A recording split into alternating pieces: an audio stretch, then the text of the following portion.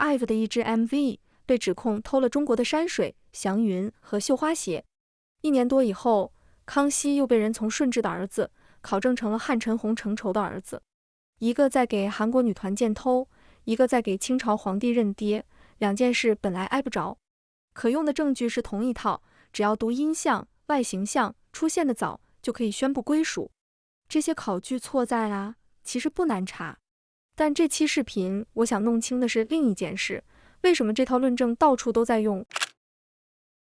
建偷是简中互联网的一种内容格式，看到外国商品、影视或艺术作品里出现熟悉的元素，就开始鉴定它是不是偷了中国文化。它不是一个组织，也没有统一的发起人，只是被反复模仿。先看一个小的 ，Blackpink 出道10周年出了一批周边，其中有一枚挂件，一把新型梳子，挂着编绳流苏。它的韩文商品名指向一种带壁梳造型的韩服坠饰，中文销售页写的是韩式传统流苏挂饰，售价138元。一位小红书网友把它挂了出来，标题是翻译成什么了？偷子，标签包括小偷、偷和中国结。1天之后，他自己又在评论区写下朝鲜半岛的绳结技艺，古代吸收了中国的绳结技术，之后独立演化出了自己的结型体系。判决在前，证据在后，而这条证据跟这个判决是打架的。评论区里有人说，韩国靠 K-pop 和韩剧潜移默化的偷文化，但真正有意思的是另一条，如果他们觉得这是他们的文化，那为什么要加个韩式？这条评论说出了建偷的判定规则，只要商品名前面加了韩式，就被当成承认这东西本来不是自己的。可发帖人自己又写着，这套绳结后来已经独立演化出自己的结型体系，在这套标准里，来源就是归属。只要能够追溯到中国影响，后来那几百年的本土演化，建偷的人就不认。这种建偷最出圈的一次是2024年4月，韩国女团 IVE 的歌《黑鸭》，一条不到2分钟的短视频，把这支 MV 里的元素逐个点名。黑鸭里有芭蕉扇、中国结、祥云、绣花鞋、山水画等等。最后是一句押韵的判词，大量中国元素的使用，使得影片一看就是 Made in China。韩媒 YTN 在2024年4月30日的报道里，把中方的指控整理得更具体一些。祥云、韩服坠饰、扇子这些道具全部起源于中国。另外还有一条，画面里的这种山在韩国并不存在，只能在中国南部看到。请记住这一条，它一会儿会出问题。那条视频里还放了组合成员为新专辑回归宣传而接受韩国媒体采访的片段。时间在这轮指控之前，他并不是在回应谁。他说这次回归拍的是韩国风格的 MV， 为此准备了服装，体现的是韩国传统文化之美。视频作者给这段配的字幕是牵强附会，但他并没有具体反驳这段解释，只凭自己的主观判断，就直接把这套解释排除在了论证之外。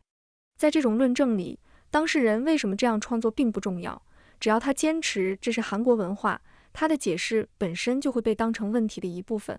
这支 MV 的韩国化视觉设计由一位韩国画师负责，他对 YTN 说自己参考了名画的老虎母题，还有千斋正善的金刚全图，再用大学里学的韩国画传统技法，在韩国匠人制作的韩纸上作画。金刚全图画的是金刚山，金刚山今天位于朝鲜境内，但正善画这幅画时，朝鲜半岛还没有今天的南北之分。再回到刚才那句指控，这种山是韩国没有的风景，只存在于中国南部。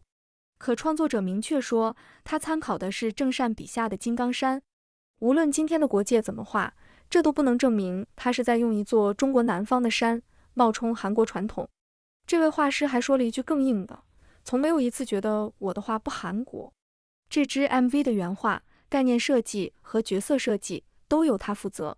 韩国财经新闻2024年5月1日的报道里还写了另一件事，一些中国网友找到了他的社交账号，留下该觉得羞耻，别因为文化自卑就偷中国文化这类留言。到那篇报道发稿时，他已经关闭了评论区。争的是山水画该算谁的，代价落到了画这幅画的人身上。IVE 所属的经纪公司那边，截至截稿前没有检索到公开声明。2020年11月1日韩国美妆品牌 Roman 与韩国文化财团合作推出了一套韩服限定系列。这个系列从产品设计到宣传都在强调韩国传统文化，包装使用了传统纹样，颜色取自韩服和传统染料。一位中国男性博主为此录了一条57秒的视频，他拿起其中一件产品，指着外壳上的一圈纹样说：“这是我们故宫的图腾，被拿去宣传韩服文化了。”视频结尾打了5个字：抵制 RH 品牌。这5个字的意思是抵制辱华品牌。本人合理推测，他这样写是为了躲开平台的违禁词拦截。品牌自己也给过说明。2020年11月 ，Roman 官网转载的一篇采访里写得很清楚，产品外壳上刻的是取自英亲王妃大礼服的寿字纹，寓意长寿。英亲王是朝鲜王朝末期的王室成员，英亲王妃是他的妻子。这件大礼服今天藏在韩国的国立故宫博物馆。博主说这是故宫的图腾，品牌说这是英亲王妃大礼服上的寿字纹，而那件衣服就在首尔的博物馆里。同一类纹样，2个来源，区别在于品牌把出处写在了明面上。这段说明发在韩国中文互联网这边没人看到。从用了相似纹样跳到偷故宫图腾，再跳到辱华品牌，中间至少少了2步。这个具体纹样的来源和历史分布是什么？品牌有没有复制某件中国作品，或者故意隐瞒已经知道的来源？第2步现在有答案了，品牌没有隐瞒，他把出处写进了自己的宣传。第1步至今没有人证明过。博主用故宫图腾4个字，把需要举证的部分全部跳了过去。品牌确实主动把这套产品定位成韩国传统文化项目，但文化定位不等于文化挪用，更不等于辱华。2025年9月，一位小红书用户发帖点评 Roman 的一盘眼影，第1句话是：首先这个牌子辱华，其次过期了后涂上会让睑板线堵塞。辱华牌在第1条，排在第2条的是产品过期之后涂上脸的感受。2件事进入了同一条消费差评。平台给这条帖子推荐的联想搜索词是 Roman 塌房事件。到这里，如果还把剑偷只理解成一种糟糕的考据方法，就有点隔靴搔痒了。它更像一台民族自信的生产机器，把今天复杂难赢的现实竞争改写成谁更早，谁影响谁，谁才是源头的历史比赛。只要证明中国更早，就能得到一次低成本的民族胜利。2017年，特朗普访华，和习近平在故宫聊文明历史。特朗普说埃及文化可能比中国更古老，习近平回答：对，埃及更古老一些，但是文化没有断过流，始终传承下来的只有中国。我的看法是，这很像嘴硬，最古老赢不了，就把标准换成唯一没断流。巧的是，就在同月，中华读书报还专门刊文讨论中国文明是否是唯一未曾中断的文明，指出这个命题本身并没有那么简单。最早不行，就比连续，连续还不够，就比唯一。总得找到一个指标，把比较重新算成自己赢。现实世界比的是今天创造了什么，谁把作品传播得更远，谁能持续做出有影响力的新东西。剑偷的世界比的是祖先最早拥有什么。今天的文化传播能力不是一条帖子能改变的，但起源比赛只需要找到一张更早的图，一句古籍，或者一个相似的纹样。今天输了，也可以让祖先赢回来。这有点像一个中年男人在现在的伴侣面前反复讲18岁那年自己多么雄风。他讲的可能是真的，但他现在讲是因为今天那部分不好讲，听的人也清楚，被反复拿出来的通常是已经没有了的。2026年7月，小红书上有人问中国到底有什么文化可以输出？评论区里有人写，别人的文化进入中国叫文化入侵，我们的文化进入外国叫对外宣传。还有人说输出不了，因为用不了 ins， 连沟通世界的网络渠道都没有，到底要怎么传扬啊？火什么进什么，一不留神一个大帽子扣上来，一个产业就消失完蛋。再看韩国 Netflix 目前的历史非英语剧集榜上，由于游戏3季包揽前3，前10里没有一部中国大陆电视剧。这不等于中国大陆电视剧没有海外观众，但至少在 Netflix 这条全球流媒体赛道上，还没有一部中国大陆电视剧达到由于游戏这种跨语言传播量级。帮韩剧跑遍世界的 Netflix， 自己从2015年就开始研究怎么进入中国大陆，谈过本地伙伴。2016年全球扩到190多个国家时，仍公开说中国大陆尚未推出。2017年最后只通过爱奇艺做了小范围内容授权。截至截稿前， Netflix 官方帮助中心仍把中国大陆列在不可用的地区里。韩国作品可以借 Netflix 这样的全球平台走向世界， Netflix 自己却因为中国大陆的内容审查和监管机制，始终没能正式进入中国大陆市场。这个差距很难解决，创作、产业、发行渠道、内容空间，缺一块都可能影响结果。建偷简单多了，只要证明你作品里的服饰、纹样、扇子或者山水最早来自中国，就又能赢一次。所以谁更早才会变得异常重要。中国影响过朝鲜半岛的绳结记忆可以是真的，但从受过中国影响走到所以本质上属于中国，再走到韩国使用就是冒认，最后变成冒认就是偷，中间每一步都需要重新证明。可在建偷里，发帖的人一步就走完了，只要源头能往中国追，所有权就跟着一起追了回来。接下来先把民族输赢放一边，因为先下判决再拼证据这套逻辑一旦用顺手，它就不需要外国对象了。韩国女团能建，一个歌手的身体也能建，清朝皇帝的血统一样能建。网上流传着一段台湾歌手张韶涵的演唱会视频，台上她说：“你们有一件事肯定是不知道的，我现在身体里的心脏是假的。”2026年7月，一位豆瓣用户发帖说，今年的互联网越来越奇葩。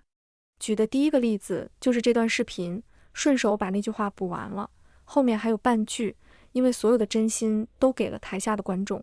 这是一句舞台上的俏皮话。这位用户接着写，然后一群人信誓旦旦地说他换了心，还说他是克隆人。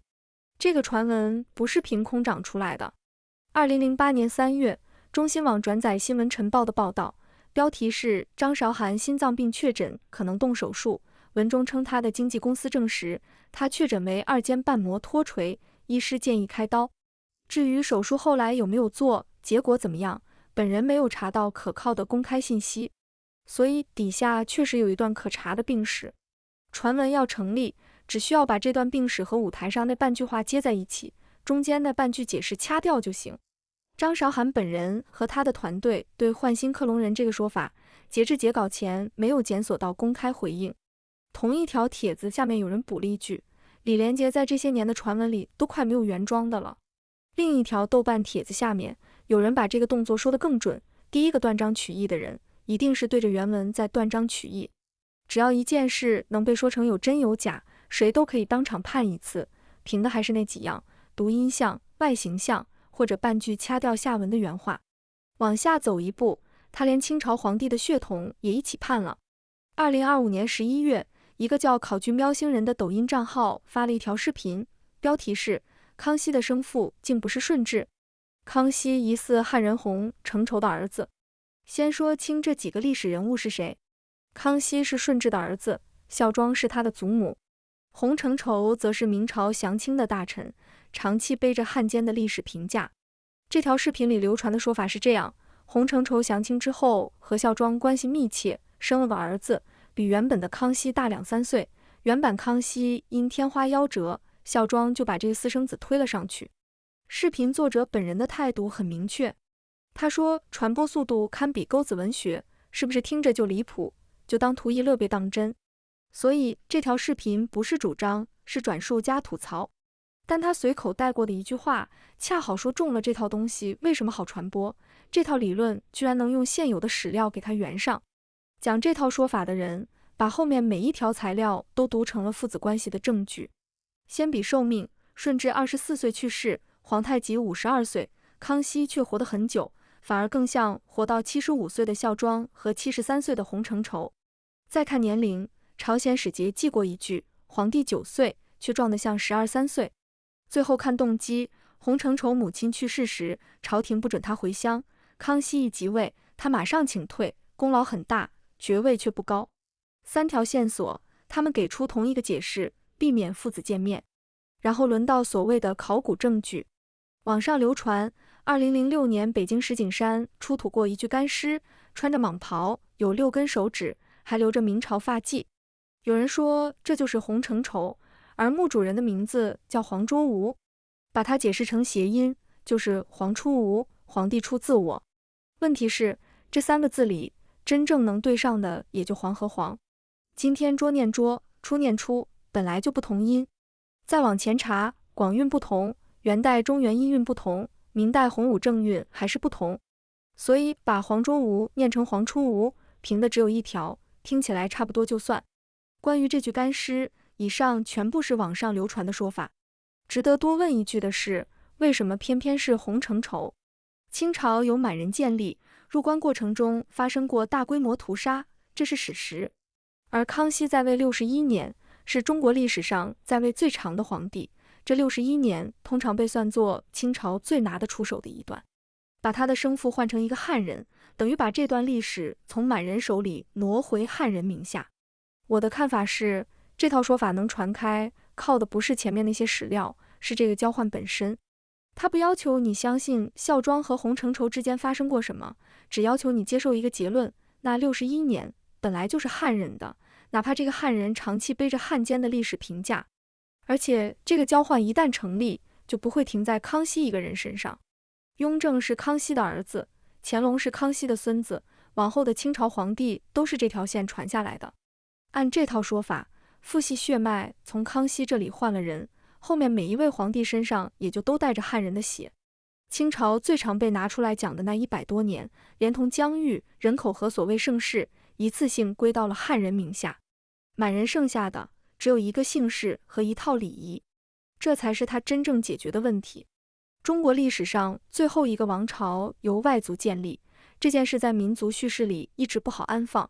改一个人的父亲，比重新讲一遍这段历史省事得多。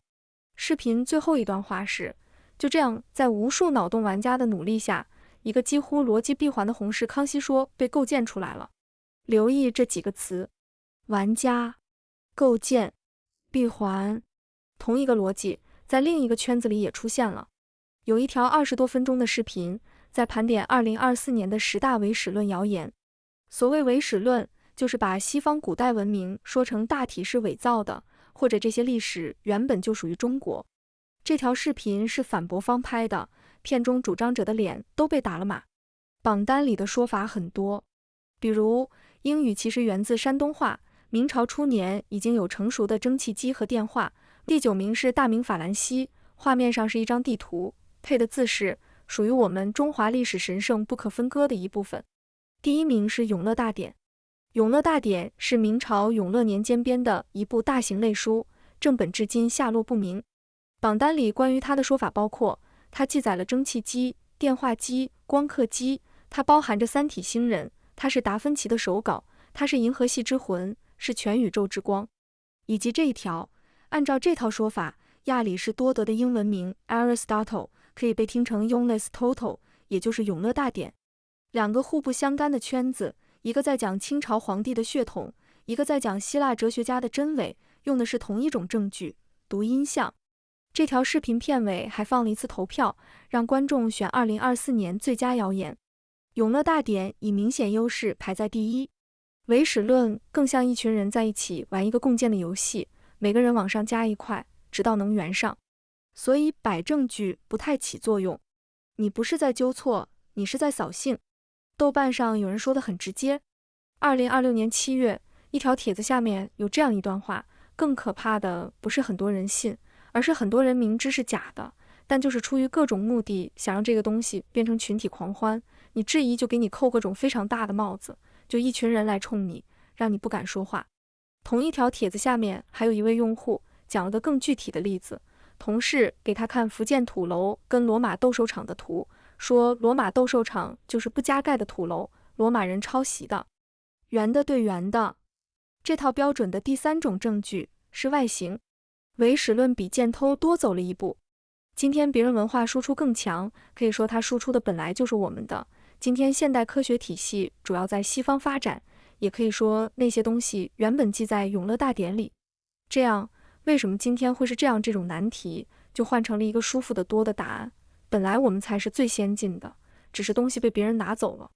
它也特别适合平台传播。复杂的历史交流要解释几十分钟，2张长得像的图只要2秒，专业考据有门槛，这个是不是很像人人都能参加？一个人贡献谐音，一个人找古籍，一个人再补2张对比图，3个人合起来就造出了一条新证据。前面说的都是别人的东西，现在说自己的。2026年7月6日，一个叫刘东亮生为智慧的小红书账号发了一条3分55秒的视频，标题是远离冰镇冷饮，回归传统中医文化。标签有国学智慧、传统文化、华夏文明、历史认知。开头这样说，整个日本、韩国，他们爱喝冰水，他们变成了低欲望的一代人。然后转向国内，中国的年轻人也是没欲望，活着没劲，挣钱、升官、找对象、结婚都没意思。原因是什么呢？他说，学日韩学的呀，学日韩喝冰水啊。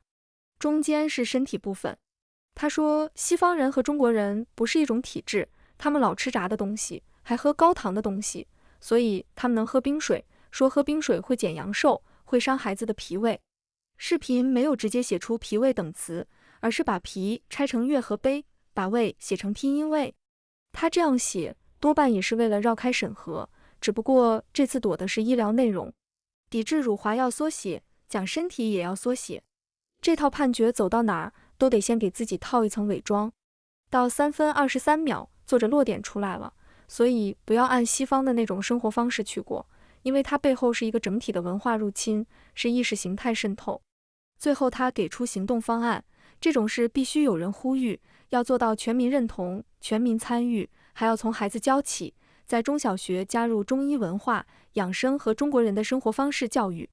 他把喝冰水叫做意识形态渗透，给出的解决办法却是把自己的生活方式写进中小学课程，从小教起。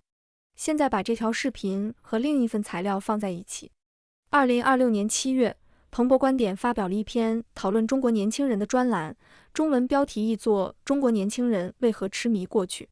他写的也是这群年轻人，但给出的原因完全不同。工作越来越卷，普通家庭出身的人更难往上走，房地产低迷拖累整个经济，对未来没有信心的人只能推迟结婚和生育。文章的结尾是，仅靠对过去的怀旧无法创造就业岗位，也无法恢复房地产市场，更无法让年轻一代决定生育。同一个现象，2种解释，一份说是就业、房价和内卷，一份说是喝冰水学日韩。把结构问题翻译成起源问题，好处是立刻就有事可做，戒掉冰水，进中小学课本，全民参与。就业和房价没有这种当天就能执行的版本。反驳方反驳了结论，却还在使用同一套证据标准。针对远离冰镇冷饮这类说法，有人拍了辟谣视频。开场他自嘲说，因为不断揭露唯史论的谣言，现在我已经被他们认定为犹太资本集团秘密收买的日本籍正黄旗兽人了。这里的兽人不是随口一说，豆瓣上也有人写，已经进化到我们是神人，外国人是兽人了。神人、兽人，哪个更高级，不言自明。视频列出的证据包括曾侯乙墓出土的铜冰剑，说明战国贵族已经会用冰镇酒；东京梦华录记载北宋市场卖冰雪凉水；诗经写过冬天凿冰，处进冰窖；清代北京也有多处冰窖，今天还留下了冰窖口胡同这个地名。然后他反问，那按您这意思，曾侯乙也被西方价值观渗透了？这条片子做得很好，但请看它的标题，中国人不能喝冷饮。造谣，继续揭穿唯史论的谣言，中国人自古以来就喝冷饮。标题不是喝不喝冰水，跟民族没关系，是中国人自古以来就喝冷饮。原视频说，西方人和中国人不是一种体质，同样一杯冰水，别人喝了没事，中国人喝了就伤脾胃、减阳寿。都是人，凭什么别人能喝，我们不能？这句反问两边都没说出口，也没人问中国人普遍不能喝冰水，有可靠证据吗？更没人碰反过来那一半，外国人喝冰水，后果到底是什么？谁查过？这个判决需要2个人群才能成立，一个喝了就伤了我们，一个百毒不侵的他们。反驳方只拆了我们不能，把他们能原样留在那儿，留着他，体制不同这句话就还站着。原视频其实给他们能配过解释，西方人老吃炸的东西，还喝高糖的东西，所以扛得住冰水。可他开头那句是日本、韩国爱喝冰水，所以变成了低欲望的一代人。要让这两句同时成立，只能说日韩不吃炸物和高糖，所以扛不住。这个补丁补得上，代价是体质从先天变成后天，能不能喝冰，由吃什么决定。那按同一条规则，今天吃炸鸡喝奶茶长大的中国年轻人也该扛得住。作者只能保一头，保住民族体质天生不同，炸物这套解释就不能用，保住炸物解释，体质就跟民族没关系了，抵抗西方生活方式这条线也就断了。这套解释的特点是永远还有下一个变量。举出一个反例，就再加一个条件把它接住，加的越多，它离一个能被检验的身体学说越远。而这些变量全部悬空，日韩是不是普遍喝冰，西方人喝冰是什么后果，吃炸物改不改变一个人对冷饮的耐受，一条数据都没有。双方争的却是曾侯乙墓里那件铜兵剑。反驳方本可以直接要求生理证据，却选择先证明中国人自古也喝冷饮。他不需要你接受结论，只需要你接受逻辑。反驳的人想赢，手边最快的一条路还是我们古代也有。于是他也进了同一个法庭。这套东西铺开得快，靠的从来不是说服，他只是把赢的方式捡到了一种。2025年11月16日，一位台湾创作者在 Threads 上发帖，说读者私讯告诉他，他的影片被搬运到了小红书。他爬了一圈别人的经验，问了一个问题，请问加上8964、国旗、台湾独立这种字眼真的有用吗？有人说他放台湾独立还是被马赛克。同一天他又发了一条，还是请大家多帮我检举，支持原创。附图显示，那个搬运账号靠他的内容积累了大量互动。另一位创作者转述了同行的做法，直接把 Q 版习近平放进影片里，每支影片还换造型，变成了频道特色。搬运是确凿的，账号也只认得出来。那个账号后来有没有被平台处理，截至截稿前查不到公开信息。可创作者最后想到的办法是让自己的作品过不了对岸平台的审查。平台的版权机制没有出现在他的选项里。至少从这些创作者的公开说法看，他们对正常版权申诉缺乏信心，反而把规避审查当成了更有效的防搬运办法。可与此同时，中国结、山水画、绳结、化妆品外壳上的一圈纹样，这些争议里，没人指出具体复制了哪一件作品，也没人说明谁的哪项权利受了损害，却天天有人把他们拉出来审判。真正的搬运需要原作者举证、投诉，等待平台处理。一场偷文化的审判，却只需要2张相似图片和一句"这不是我们的吗"。后者当然更容易生产，所以它才是满屏的那一种。前面所有的人，包括我，都在这里辩论。有人举证，有人反驳，有人喊冤，只有一个人没被绕进去。那位关掉评论区的画师，后来在社交平台上写过一段话，讨论东洋画和韩国画这2个词。他说，东亚3国里只有韩国还在使用东洋画这个名称。韩国的大学里，有的院系叫东洋画科，有的叫韩国画科，2个词长期混用。他自己读的是艺术高中的韩国画科，大学专业却叫东洋画。然后他写下这句，围绕这个概念的这些争议和历史，我个人认为这本身就是韩国的特性，我是这么想着在工作的。他没有反过来争夺所有权。在他看来，这些混杂的历史本来就是韩国化的一部分，不需要先判出唯一归属。这套产权法庭要成立，必须先假设每样东西都有唯一出生地，出生地决定所有权，所有权再决定谁能使用。可东亚文化不是这样长起来的。绳结、山水、纹样和画种的名字，在不同地区之间流动，变化了上千年。那为什么非要判出一个唯一主人？因为不判出来，这场比赛就没法计分。承认一样东西是几百年里几个地方一起长出来的，那就没有输赢了。而剑偷要的正是输赢。独立演化这4个字，开场小红书那位发帖人自己写下来过。写完，帖子上的小偷还挂着。他不是不知道，他是需要一个结果，所以他才会到处都是。现实里的那场比赛，要作品，要产业，要发行渠道，要内容空间，缺一块就赢不了，而且没有一块是一条帖子能改变的。起源比赛不一样，一张更早的图，一句古籍，一段听起来差不多的读音，当天就能开庭，当天就能宣判，当天就能赢。真正被偷走的作品可能还在等待申诉，一枚138块的挂件却已经在评论区完成了宣判。